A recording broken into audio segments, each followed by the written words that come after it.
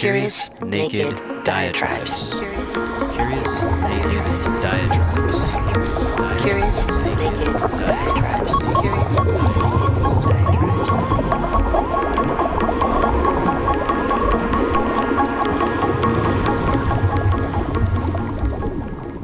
By bringing out into the public domain how human institutions actually behave, we can understand, frankly, to a degree, for the first time, the civilization that we actually have.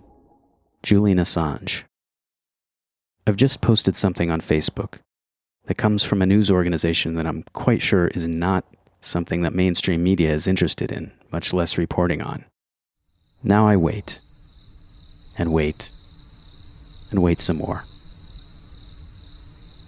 No likes, no interactions. I begin to wonder how something so important could be of so little interest, apparently. Then I begin to wonder if the source has been shadow banned, that is, algorithmically hidden from all other users except the poster without their knowledge. And then I remembered something Facebook CEO Mark Zuckerberg once said.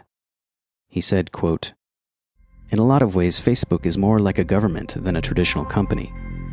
We have this large community of people, and more than other technology companies, we're really setting policies."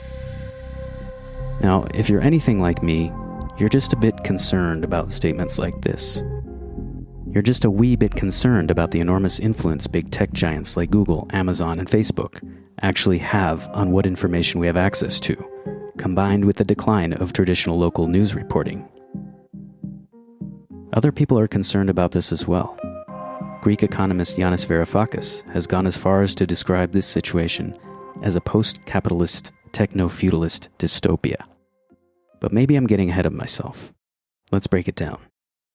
What we're talking about is journalism, the fourth estate, and its transformation over the last 20-30 years especially. We've often heard that journalism is at the heart of any thriving democracy. First Amendment rights are cherished in the U.S. Congress shall make no law respecting an establishment of religion, or prohibiting the free exercise thereof, or abridging the freedom of speech, or of the press, or the right of the people peaceably to assemble, and to petition the government for a redress of grievances. But what happens when the public sphere is effectively shifted into new privately owned tech giants with global reach? Companies who function, as Mr. Zuckerberg said, more as governments setting policies, more so than actual governments. Can we petition Facebook for a redress of grievances? Or have we waved away those rights the minute we create our account? And does anyone actually read the terms anyway? Who's got time for that? Media censorship is something that only happens in other countries, not the freedom-loving USA, right? Well, you might want to take another look. If you're an independent journalist publishing a dissenting view or an anti-war position, more often than not, you're going to have a tougher time finding an audience on social media platforms. Just ask Pulitzer Prize-winning author and journalist Chris Hedges. In March 2022, YouTube decided to pull 6 years of his show On Contact from the Russia Today account, amid fears of Russian propaganda, even though his show rarely even mentioned Russia or Putin. Instead, he published on topics like censorship, police brutality, and U.S. war crimes. The former New York Times columnist also met with fierce opposition during the Bush Jr. years because of his criticism of the Iraq War. But Hedges is far from the only journalist affected by this practice of deplatforming.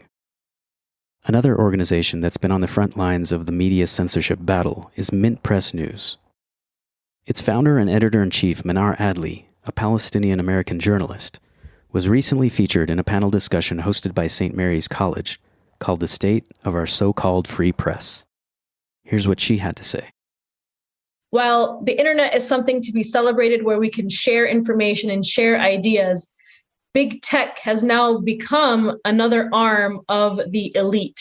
And so I believe that censorship is now the number one issue that we face in this country, because if people don't have access to any sort of alternative information or news, the establishment is simply going to use the algorithms and use our news feeds to propagate whatever sort of narrative that they want to feed the public.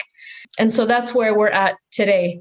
Since 2016, since the elections between Hillary Clinton and Donald Trump, since the establishment has basically waged a war on so-called fake news, what this has really meant is that they have waged a war on independent journalism and journalists.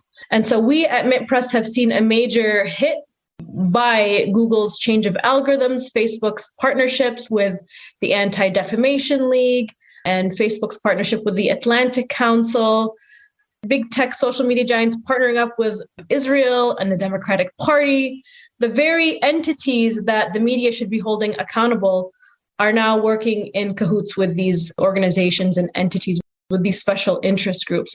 And so it's more important now than ever for independent journalists to be supported, because there is a huge suppression campaign to silence us so that the United States and its failing empire can continue to propagate the public and justify its wars abroad and its exploitation of people at home and abroad.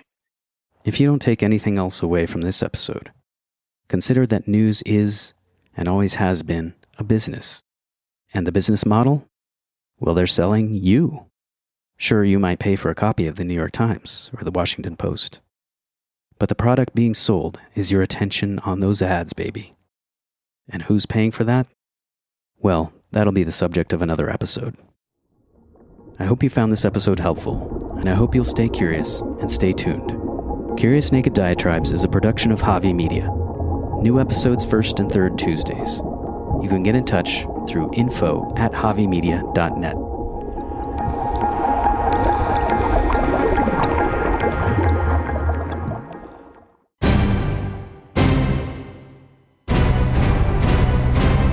Javi Media.